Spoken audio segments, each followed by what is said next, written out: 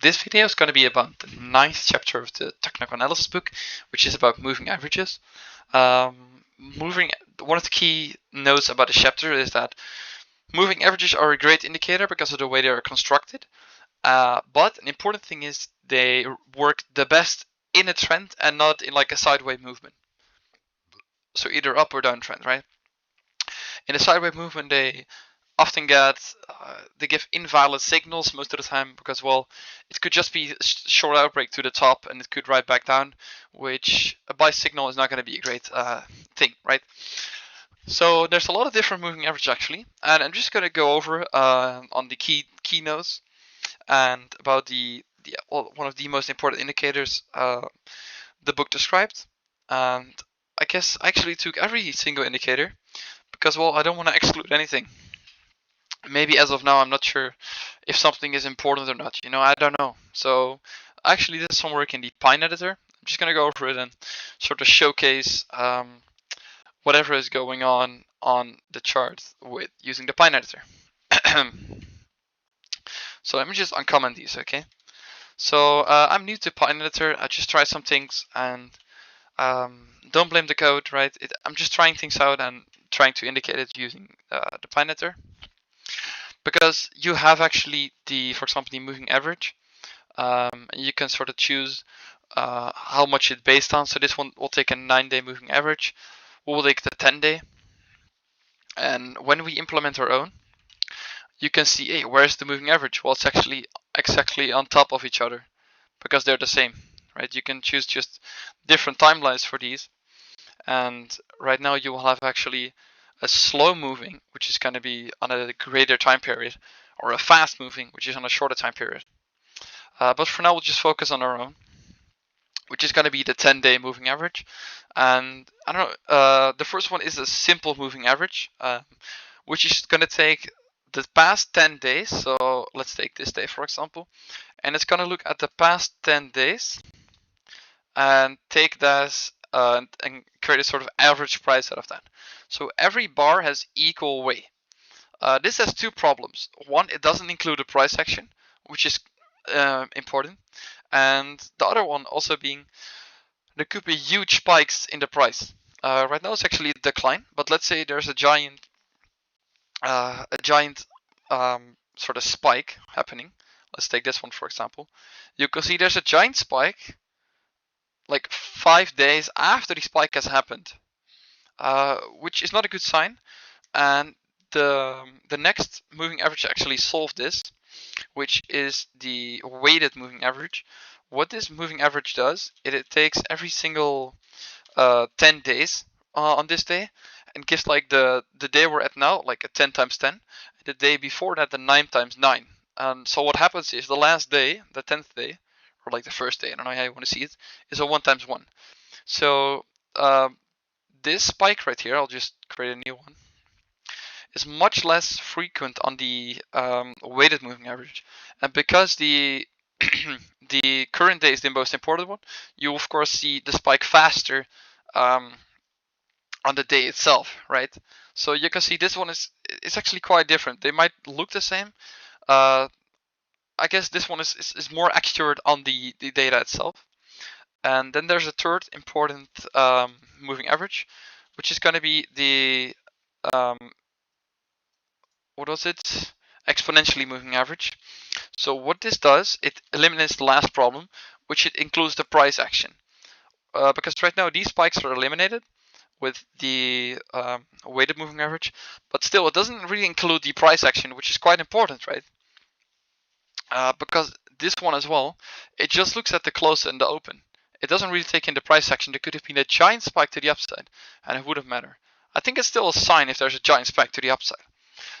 So what we do if we eliminate this one and open it on the new one, we can see, here you can see the colors, but what the ones we're looking at is the gray one. So what this one does, it basically takes the current day is a 10% value, and the days before that is like a 90% value. So what you can also do with it is actually a funny thing. Let's say you move from a 20 to a 40-day moving average based on the 20 days. You actually, instead of giving it 10%, you give it 5%. this is something he mentioned. I'm not really sure into how to imply it yet, because I didn't make these on my own. These are just standard bind editor functions which I'm using. So I'm not sure how this one is calculating it. But as you can see, there are no spikes. It's even sharper on the price data than the weighted moving averages, and it also takes in the price section, which is a good thing. Now let's move over to the second indicator, which is going to be a double crossover method.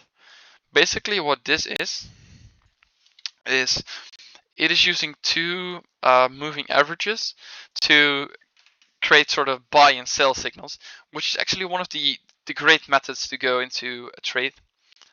At least when I sort of strategy tested it, okay? So basically what you'll see, I indicated it's purple and a what is it, teal line. But basically you will have in my case I used an exponentially, but you can use a simple or weighted. I'm not really sure when you want to use something, but I think exponentially is the best one out of the three. Because it includes price action, and the day as of now is more like a current important day. So what you'll see here is we have a 5-day moving average, which is going to be the fast one, right? As you can see, the teal one is closer on the bar chart itself, and you have a slow moving average of the 20.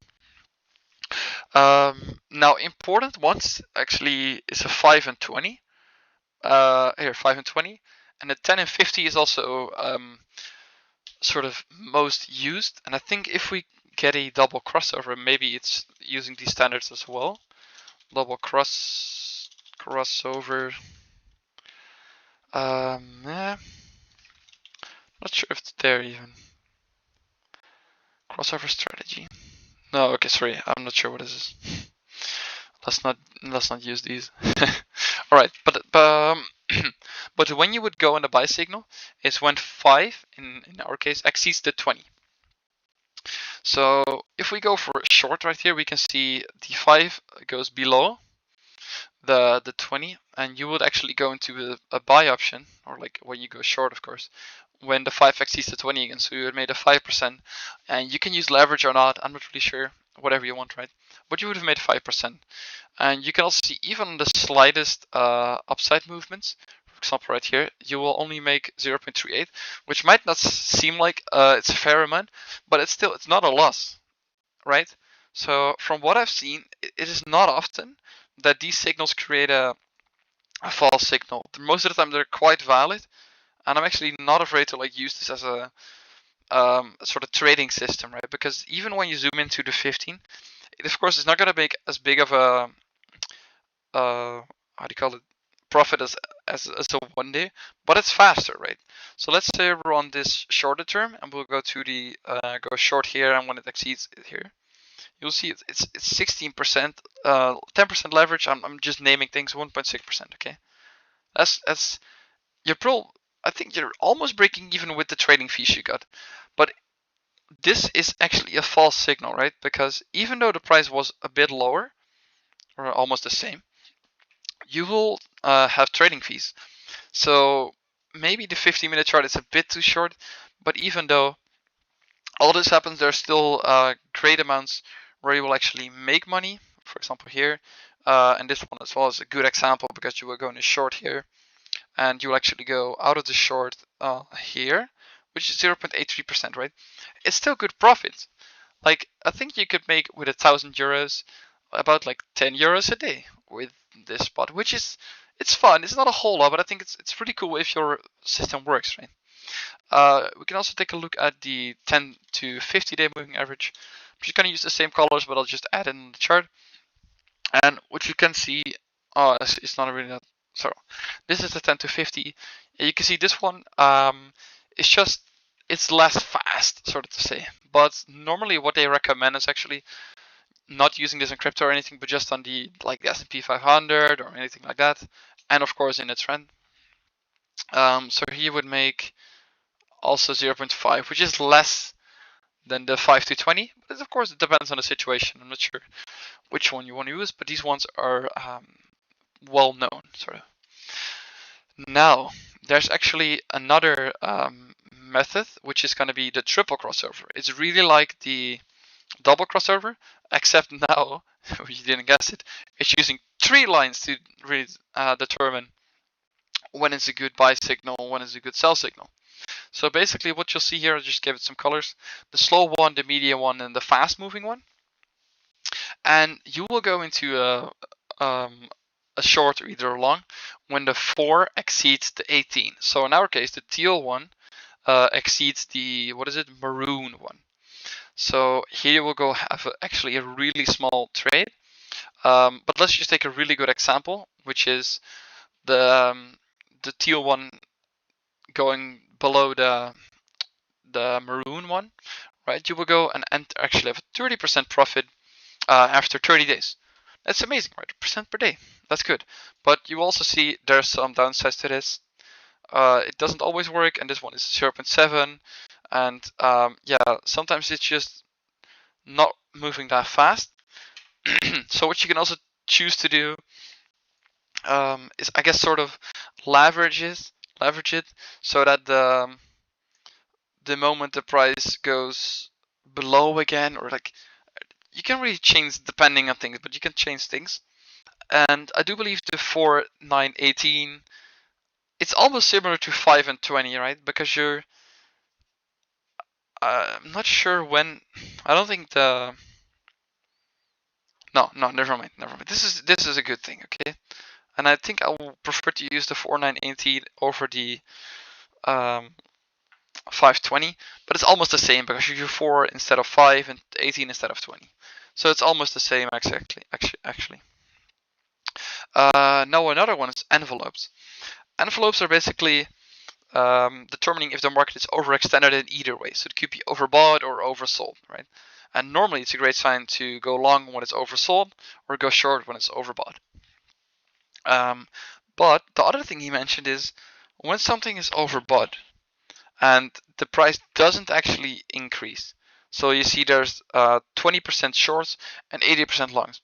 Those 20% shorts, when the price doesn't increase, they have a really strong hands. They have really strong hands, right? If the 20% can match up to the 80%, well, they can likely handle a lot of price action, right? So, but basically, what envelopes do, they're using the moving average, and around that they sort of have a standard deviation, and in that deviation they include a moving average with a sort of a price action and maybe volume, but I'm not sure. But let's just see where the code is here. This whole thingy. I'll just plot it here. Add it to chart, and you can see the blue one is the moving average of 20 days. Right, we've seen 20 days before, and you can see when there's price action, you can see when it goes down, also have an adverse effect to the top side. Because basically what happens, as you can see it here, you have the moving average and you have the standard deviation. I'm not sure how they calculate standard deviation, but I'll just accept that for now, not really diving into it. But what you can see is the moving average is actually added with 2 times the standard deviation. And it's probably not a whole lot. Again, I'm not really sure what the price is, but when the price goes up or go down, it will extend in either direction. More to the downside, but as well as to the upside, right? And it's always going to be, I think, the same amount from the top to the bottom, but I'm not sure if that's the truth. So let's just test it on this point here. Sorry, I'm not sure. I haven't tried this yet, but this one is 82225. This one is 8, and I'm just making it 2225 something. I'm not sure. Okay, don't blame me. But you can see, especially when there's not a lot of volume or price action, it will actually stay rather close. And another sign when using these, they're actually also known as Bollinger bands, as you can see here. And you might know, oh, it's just filling it up. No, it's actually, it really looks like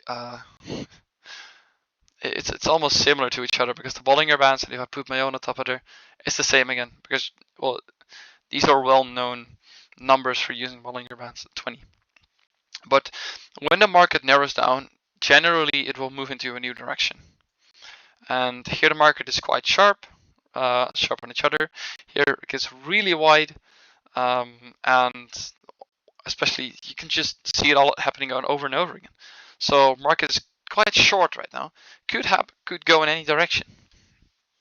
Right, could go anywhere. Yeah, so I guess that's the cool part about Bollinger Bands. That was pretty much it for the indicators, or the moving averages. Oh, I can't comment on that. Right. There was one more, but I couldn't really find a code from this one or anything. But I guess it's more old stylish, I think, sort of, because what he mentioned is the 4-week rule. And basically, what happens is you're always in a position.